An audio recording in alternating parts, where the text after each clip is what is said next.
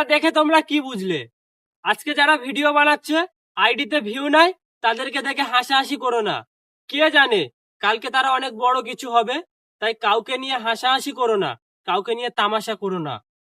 কে কখন বদলে যাবে, কে কখন সফলতা পাবে, কেউ বুঝতে পারবে না। সবাই সবাইকে সাপোর্ট করো, সবাই সবাইকে আগিয়ে নিয়ে যাও। থ্যাংক ইউ সো মাচ তোমাদের সবাইকে 10,000 ফলোয়ার্স কমপ্লিট করে দেওয়ার জন্য।